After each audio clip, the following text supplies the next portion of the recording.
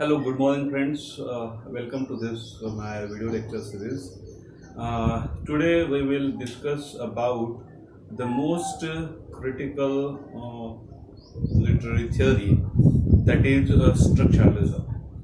Dear friends, structuralism is a movement of thought affecting a number of intellectual disciplines, including anthropology, philosophy, history, and literary criticism.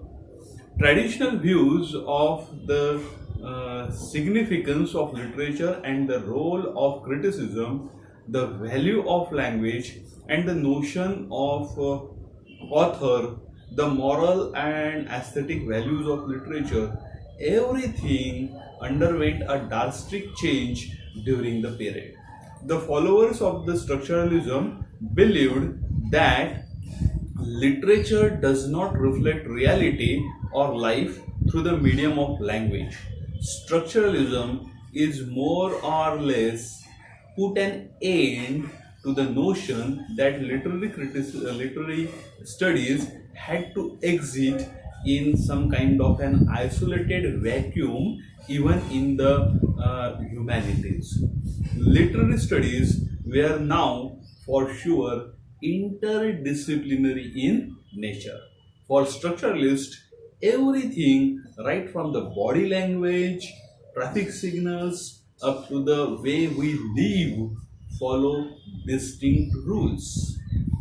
These rules function not randomly but according to a logical structure. The analysis of this hidden structure in the language and in all the manifestation is known as structuralism. Dear friends, structuralism is a text-oriented theory. It considered text not only in the form of language and its system of convention.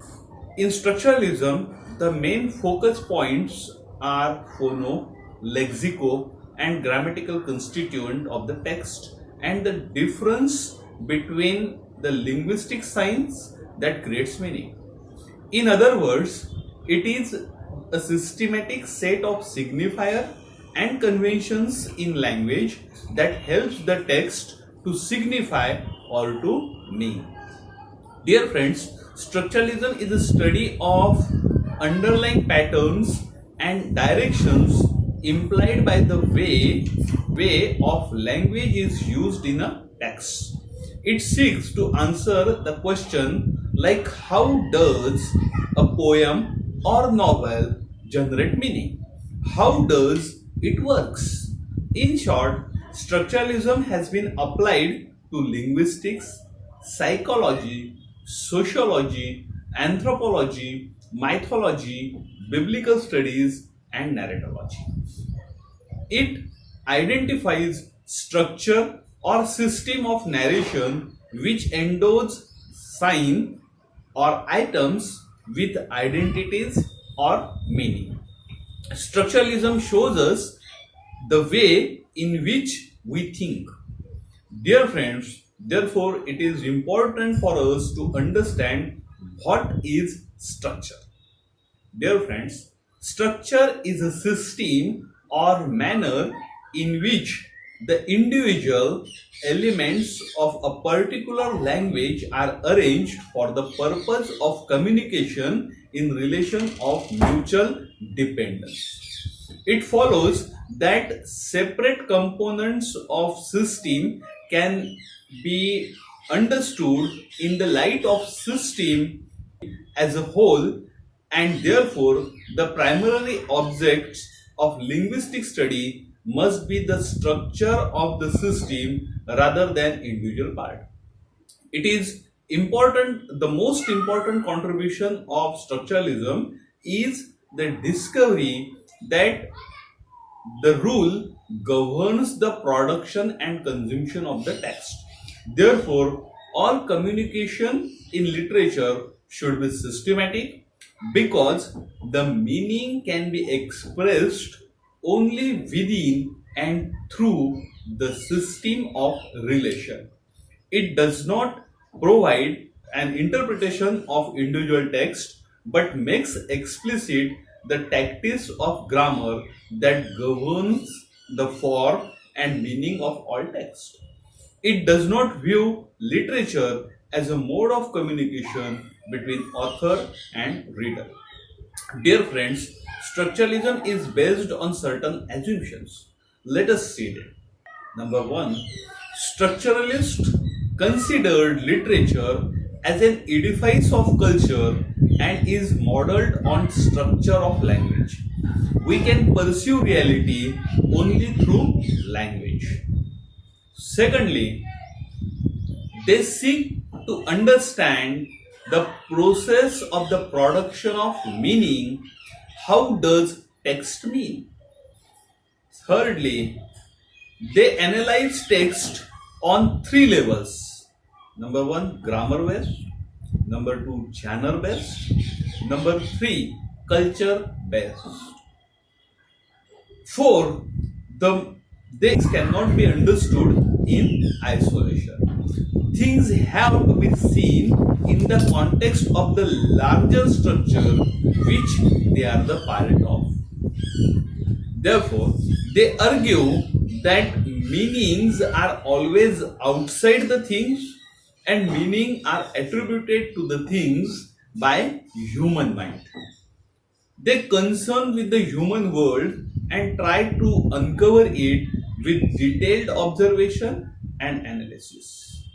Thus, structuralism takes us away from the text into a larger and comparative questions of genre, history, and philosophy, etc.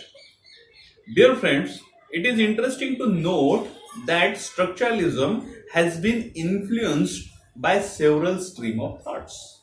Influenced by a linguistic circle of Prague, Roman Jacobson, you know, perhaps, Copenhagen, then the Swiss linguist Ferdinand De Saussure, his theory of language. American School of Leonard Bloomfield and Noam Chomsky, etc. All these streams of thoughts influenced structuralism. But structuralism has its origin in the works of Swiss linguist Ferdinand De Saussure. Ferdinand De Saussure formulated structural linguists and influenced structuralism. Ferdinand de Saussure was a major linguist in the late 19th and the 20th century. For the first time, he introduced the concept of structure and system in language. In his seminal book, A Course in General Linguistics, which is published in 1915, instead of dealing with the historical development, he concentrated on the two important things. Number one, the pattern and the function of language with emphasis on how meanings are maintained and established. Number two, the function of the grammatical structure.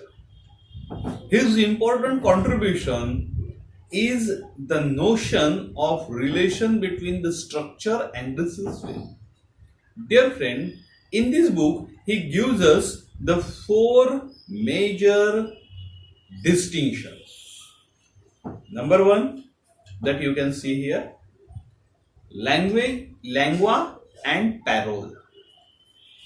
Number two, syntagmatic and diachronic analysis. Number three, paradigmatic and syntagmatic relationship. And the most important, the fourth one, that is signifier and signified. Dear friends, lingua is a set of impersonal rules and conventions. It is abstract. While parole means the actual manifestation of language in speaking. It is individual Dear friends, as far as the syntagmatic and diachronic analysis is concerned, if the study deals with the description of a language at a given point of time, it is called synchronic study. And if the study deals with the history and the historical development of language in the course of time, it is called diachronic studies. Dear friends, syntagmatic and paradigmatic relationship. Syntagmatic is a linear arrangement in unit as we find in a chain, while paradigmatic is a vertical arrangement of unit as we find in ladder, the step by step. It is a step by step. That is why it is a paradigmatic.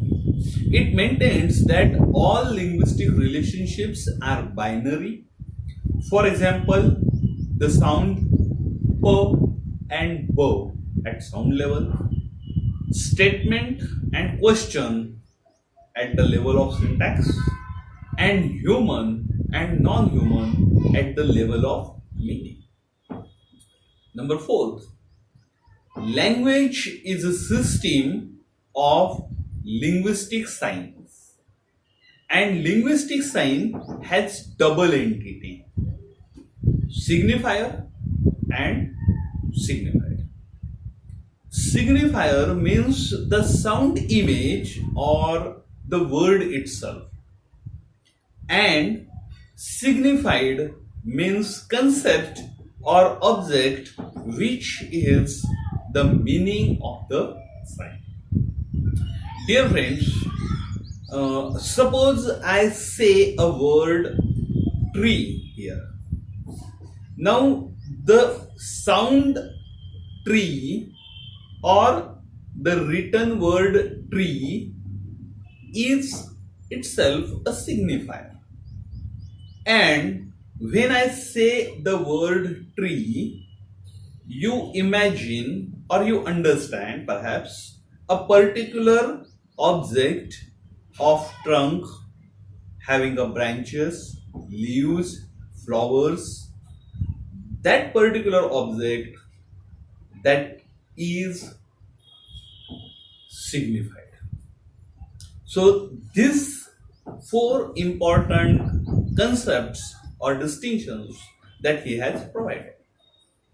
Further, Saussure argued that the relationship between the signifier and the signified is purely arbitrary with respect to the object and not with respect to the culture.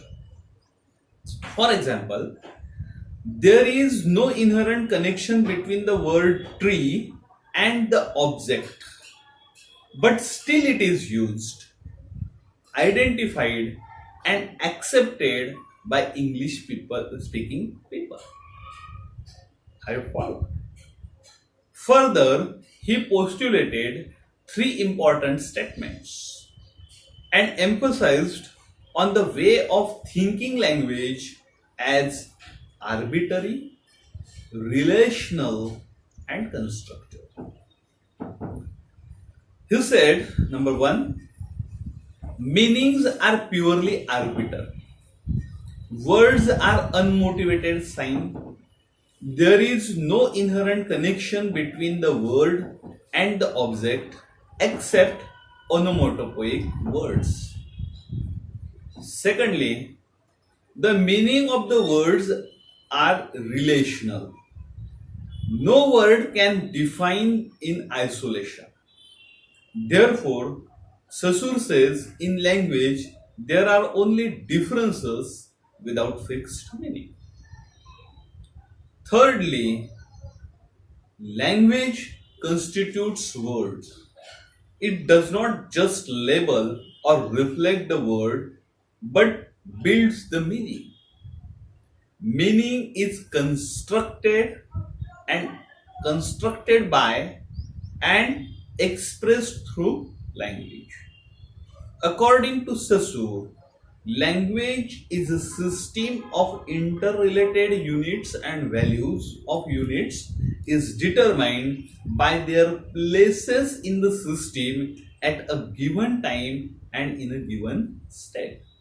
Thus, his emphasis on syntagmatic study of language, his analysis of language as a system of structure, of signifiers, and his thinkings influenced the modern structural linguistics and structuralism. Dear friends, structuralism is first seen in the works of Claude Levi-Strauss and Roland Barthes. Claude Levi-Strauss is the greatest cultural anthropologist who applied structuralist outlook to interpretation of myth. Claude Levi-Strauss was inspired by Saussure's linguistic model to conceive of culture itself is a system of underlying its various practices.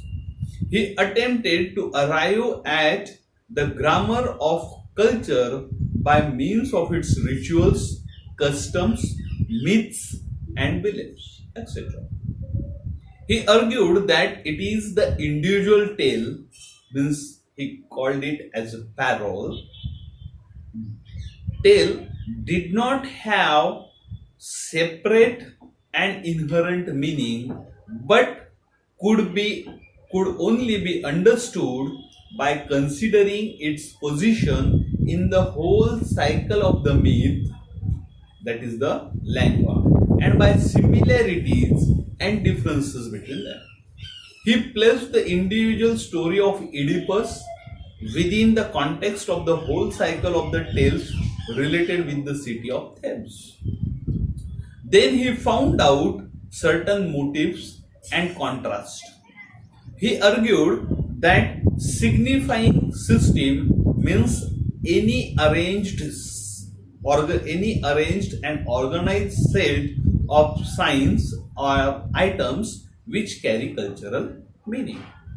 Culture can be read like language because culture is made up of many structural networks which carry significance.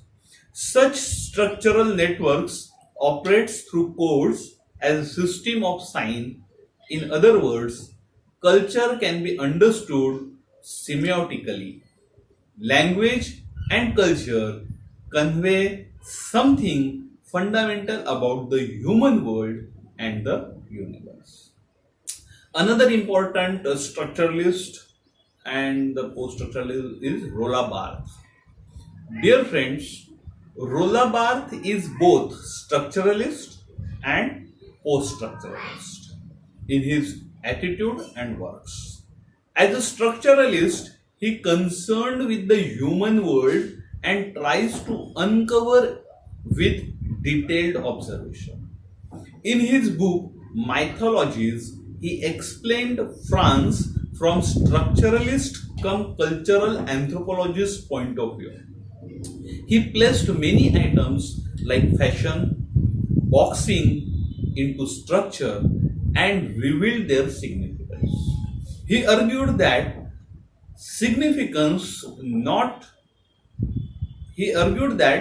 the significance of any item will come out only when we put them in structure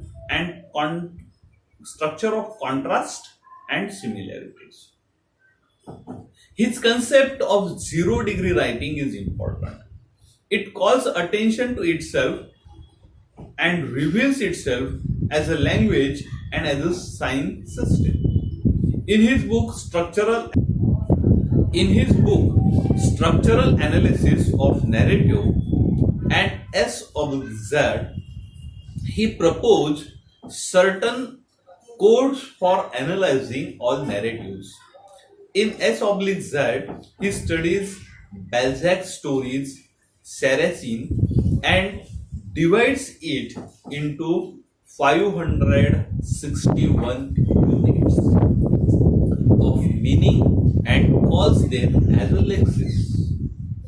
Further, he classified them into 5 codes, which are the basic structure for all narratives.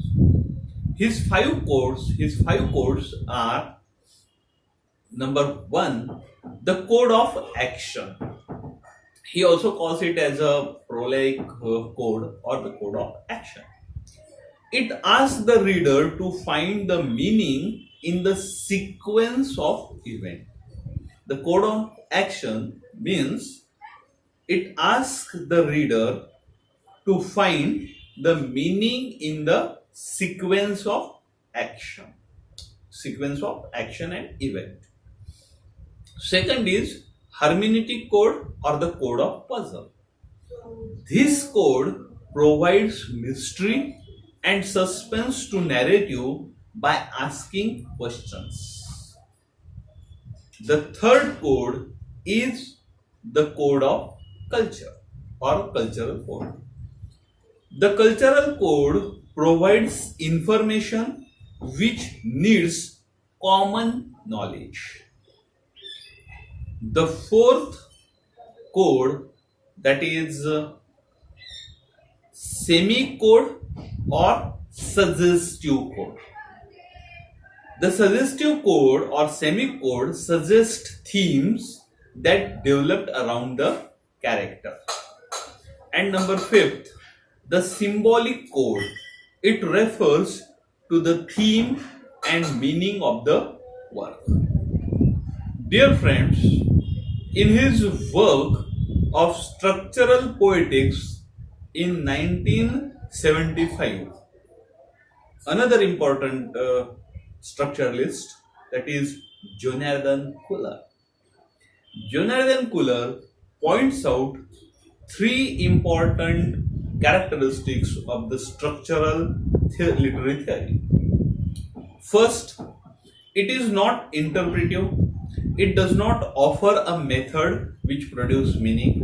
Rather, it would be a poetic which tries to define the condition of meaning. Secondly, it does not focus on the individual work but attempts to understand the convention by which literature is possible. Thirdly, it would attempt to specify how we make sense of text. In this way, it is similar to close reading of the text in practical or new criticism.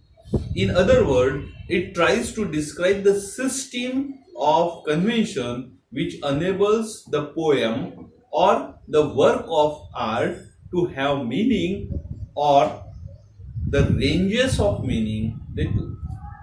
Besides this, we have Jonathan Fuller, we have Umberto Eco, C.S. Peirce, Gerard Genette, Vladimir Propp, Umberto Eco are the famous structuralists.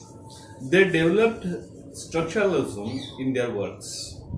But since 1980s onwards, we can see a strong reaction against structuralism raised by the post-structuralists like Jacques Derrida, Paul Damon, Roland Barthes, and J. Hillis Miller, and other persons. So, dear friends, this is what about this structuralism. I hope you understand it and you liked it. Dear friends, keep watching my videos. Here in this box, you may find my email ID and all other things. Keep watching my videos and please do subscribe and share my videos. Thank you. Thanks a lot.